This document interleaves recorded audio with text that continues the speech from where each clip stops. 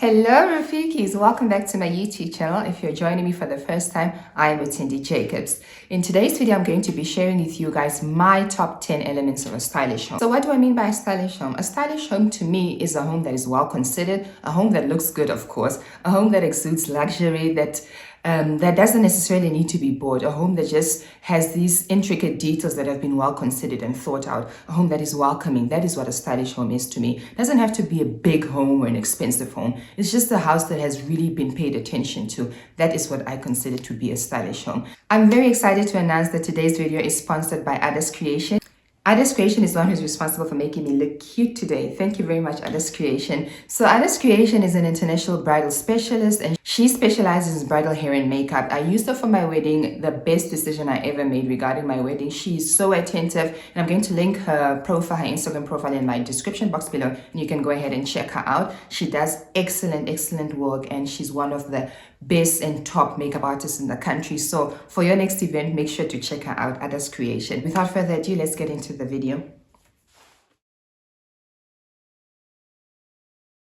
So the first element of style that I'm going to be discussing is layered lighting. Layered lighting is just additional lighting that you add to a room to give it more ambience. So when I was growing up in my mom's house, the only form of lighting we had in a room was literally the ceiling lighting. So if that went out, then we didn't have any lighting in that room. So layered lighting, I'm talking about things like your table lamps that you add just to bring some extra lighting to a room and also just to make it more moody if you don't want to use the normal ceiling lights. I'm talking about task lights that you have at a desk if you're busy doing on something that you can work on. I'm talking about pendant lighting like the ones that we are seeing all over our kitchens. Usually, like in my kitchen, for example, I've got 3 of the pendant lights, and that just, it's also acts as task lighting so that when I'm working on the kitchen counter, I'm really able to see what I'm working on. I'm talking about standing lamps. I'm talking about what are these little, I'm talking about, oh wow, I'm forgetting. I'm talking about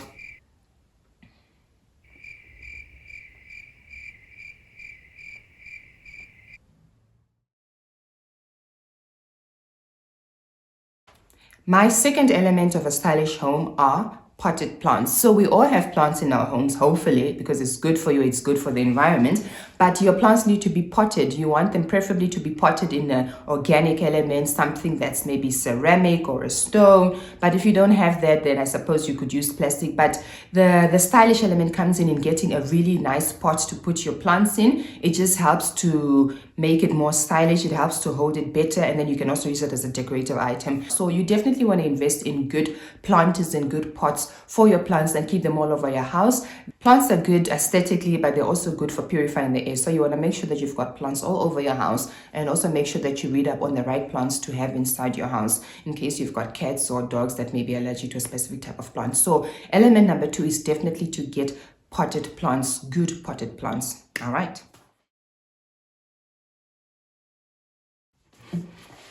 Element number 3 are coffee table books. So you will see coffee table books on my Instagram all the time. I'm a big fan of them. I've been collecting them over the years. And coffee table books are just that one element that you need in your home to just, just take it up and not just to elevate it. I like to use mine everywhere. I use mine on my coffee tables, as you have seen me styling with them on numerous occasions. The best or the top coffee table book that everyone has, is on Pinterest, it's all over, is of course the Tom Ford coffee table book. Quite expensive, but with good reason. It's a very heavy book and it's got lots of information. You read about how this guy turned Gucci around, and you just learn so much about what his aesthetic is and what his philosophy is. So it was a really good read, and I don't buy coffee tables book only for the aesthetic reasons. I do buy them because I'm interested in the content. I do actually take time to read what is at the coffee table book. So invest in coffee table books. You can go to secondhand shops.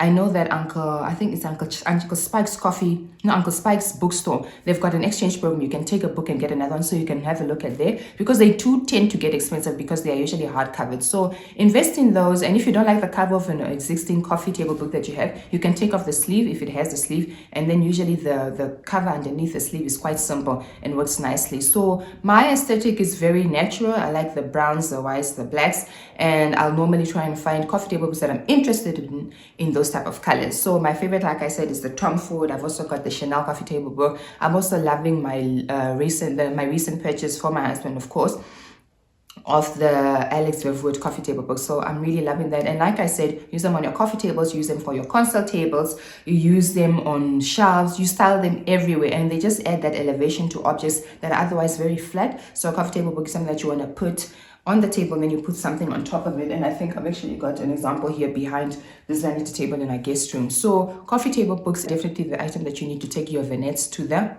next level.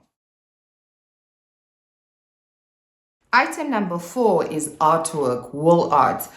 I didn't appreciate art at all before meeting my husband. It was just something I looked at and thought, okay, that's not for me, that's for rich people. No, artwork does not necessarily need to be for people who have money or people who are considered rich. Art is just an appreciation of somebody's perspective, because that's really all it is. Art is just perspective on paper and feelings on paper or canvas. So it's really important to find pieces that you love, and it doesn't need to make sense to the next person. It makes sense to you, then invest in that. And you can make art yourself. I've actually got an artwork I'll show you right now. I'm looking at it right now, that I recently made as a DIY project over the weekend, and I've got that hung up in our guest bedroom. So you just wanna, I personally don't like a bare wall. I want to make sure that the wall speaks to me when I'm walking past. I want to have a little moment, I want to have a little thought, and artwork just does that. It just conjures up all these emotions and happy times. So you want to make sure that you put some nice artwork up on your walls, and it should mean something. It should mean something to you. It should tell a story. Like I always like to say, your home should tell a story with every piece and everything that's inside it. So artwork is definitely an element of style, and you want to make sure that it fits the rest of your aesthetic, and also make sure that you try and get art that looks good in that specific wall. So you want to get the sizes right. Small pieces of art, many of them I try and stay away from. I always like to do large pieces or large scales of artwork, and I like to do oversized art, and just want to make sure that you also hang it at eye level. It's no use you've got this artwork and then it's that high and no one can see it or appreciate it, or it's this low and only your kids can afford it, so I can appreciate it. So you want to make sure you hang it right, and you just read up about how to hang up art. So that is number 4.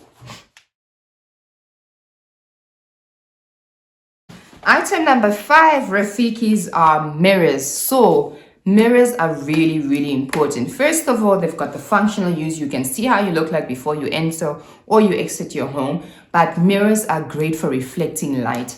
If you've got a dark room, if you've got a small room, then you want to hang up a mirror somewhere. I've actually met someone who has a mirror in each and every single room of their house, and I'm actually not far from that. I think I do have a mirror in each and every single room in our house, and it's not vanity or anything. It's just mirrors are great for reflecting light. So you've got light that comes in, it hits the mirror, and it reflects into the entire room. It also opens up the place, and it also makes the space feel much larger than it really is. So you want to invest in good mirrors. You want to invest in nice framed mirrors if you can, and mirrors are quite inexpensive these days. I bought a lovely mirror the other day. I'll insert a picture from She Street. It was 189. You know, I couldn't believe it.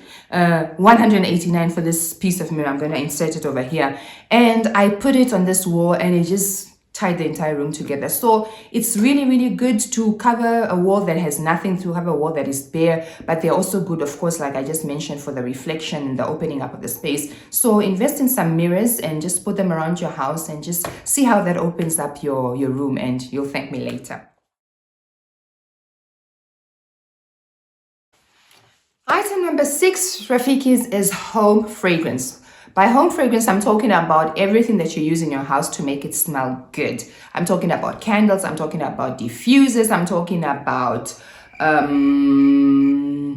what are they? I'm talking about fragrance oils that you burn in the little burner. I'm talking about everything that you use in your home to make it smell nice, like I mentioned before. And my favorite is definitely candles. I love candles because of the ambience that they bring. It's just also very organic for me when I'm burning a candle, as opposed to just burning my diffuser. So I, for example, have a scent for each and every room in my home. So for example, in my kitchen area, I only burn lemongrass candles. So that's the kitchen scent. And I got this from Brandy. Thank you very much, Brandy Jackson, for introducing me to, having a fragrance in every room. So I like to burn lemongrass in my kitchen, and I do that every night with my diffuser after I've cooked, because we don't have a vent. So my kitchen can go to be smelling of matangara and all that stuff. And I don't want to go to bed smelling matangara. So I make sure that I burn my diffuser just to make sure it's nice and smelling good for everyone who can smell in my house when they wake up in the morning. So yeah, try and invest in all these little things that make your home smell good, because there's nothing more luxurious than a good smelling home. And it's the one thing that people always remember when they come into your home, whether it smelled good or whether it smelled bad. I remember when I had my car in university, there's a friend of mine, Sebi, who always used to compliment me, and he used to say that my car smelled like a hotel. And it was the best compliment ever, because it was something that I took, that I did on like with intention and purposefully, and I appreciated the fact that he appreciated it. So people appreciate those things, and people notice those things, and they'll be able to smell that thing somewhere, the way your house smells, that scent somewhere, and they'll be like, that reminds me of the Jacobs home, you know? So invest in home fragrances, be it candles, and there's so much out there. There's very inexpensive ways to make your home smell nice. Use diffusers. I also like to use those. I'll link an Instagram account called Airlmi. That's where I get my diffusers from. They are so cheap, so cheap. Namibian black-owned company. I love to support these kind of people, and they sell some amazing stuff. They also sell the essential oils, so you can pick those up from them. I've also got a couple of them, and I use them all over my house. Other things is just the reed diffusers, so you can also use that. And just want to make sure that you pay attention to these things and make your house smell superb. Item number 8 is a console table. So if you've been with me for a while, you know what a console table is. You have it in your entryway. It's just that little table you have when you enter your home, and you have an opportunity to style it, you know, greatly and beautifully, because it's sort of like an introduction for your guests into what they can expect in the rest of your house. So I didn't have a console table at my mom's house growing up. I didn't know what a console table was, but I know better now, so I can do better. So console table, guys, is just one of those things you add as an element of style to your home, a place where you can put your keys in, throw whatever it is that you need to throw in there before you leave the house, and it's just always a nice styling moment. I appreciate them, and it really looks good in a little corner where you don't know what to do. That corner, in entryway, like I mentioned, you can even have a console table in a room or in a living room. So console tables are a great styling moment, guys. You want to make sure you invest in a good quality one. I've just gotten some console tables redesigned for me, so I got rid of the other one. I got a new one. I think I'm going to do another video to show you guys how I replaced that one and how I'm styling it now. So console tables are definitely, if you don't have one, it's time to get one, and it's a great styling moment. All right, Rafikis, we're getting to the end of our video. Number 9 is sculptures. And by sculptures, I just mean all these little figurines that we've been seeing all over. I am obsessed with them. I buy them whenever I see them. And figurines, I really fell into the whole figurine thing after watching a lot of videos from people who bought them at RH, which is Restoration Hardware in America. And they just bring such a nice artistic element to the home. And you want to invest in good ceramic ones, not plastic, good ceramic quality ones. And you want to put them on a plinth, you want to put them on a console table, you want to put them on a coffee table. They're just a nice moment. It just makes your home feel so elevated, like you understand, man, like you know life, you know. So sculptures are all the rage right now. People are using them to style everything and everywhere, and it's just a nice, hi guys, sometimes I just don't have the words to describe how these things make me feel, but sculptures really make me happy, and they are a great styling moment. And I'll insert a video of some of my favorites and some images of some of my favorites, and you can purchase them from Karibu Home.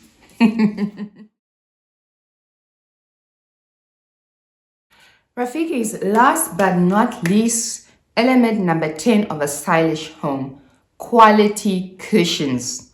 Let me explain. Quality cushions, guys, cushions are not made equal in it. So by quality cushions, I'm talking about the inner of the cushion, the thing that you put inside the cushion cover. You need to stay away from, what do they put them in? Polyfill. I think it's polyfill. Yeah, you need to stay away from polyfill cushions, guys. They just don't make sense, because you can't do that little karate chop thing that I like to do on my cushions. So you want to stay away from, basically what I do is I'll buy good quality cushions and fillers. I buy mine mostly from Coricraft. Coricraft is amazing because they sell really good quality cushion covers that come with the inner, and you just need to make sure that it's the ones that you can do the karate chop on. So the ones that you can do the karate chop on, usually they're dark feather filled, so the inner is filled up with dark feathers. So you want to make sure before you purchase it at the shop that you can do the karate chop. If you cannot do the karate chop on the cushion, Rafiki, leave the cushion, put the cushion back. Rafiki, no one will know, we will know. Rafiki, Do better. When you know better, you need to do better, okay? Stay away from polyfield cushions. Invest in duck feather cushions. The difference is not that much. If you go to a place like Choreocraft, once you've made that investment, you can use that cushion inner for any other cushion covers. So stay away from the other ones. They just look cheap. They are so uncomfortable if you sit on them. It doesn't absorb your foam. They're just very uncomfortable to sit on, and they really show, ne? We notice, we know, we can see it. No, Rafikis, when you know better, do better, okay? All right, Rafikis, well, that concludes today's video. Thank you so much for watching. I do appreciate each and every one of you. I'd like to give a big thank you once again to Ada's Creations for today's face feed. I felt so beautiful, Ada. Thank you very much for your lovely, lovely, lovely touch. Guys, I hope you guys enjoyed the video. As usual, please comment down below. Let me know which is your favorite element of style. Let me know what you're going to be trying in your own home. I look forward to seeing you in my next video. And remember to stay safe, stay home, and stay close to Jesus, guys. Mwah.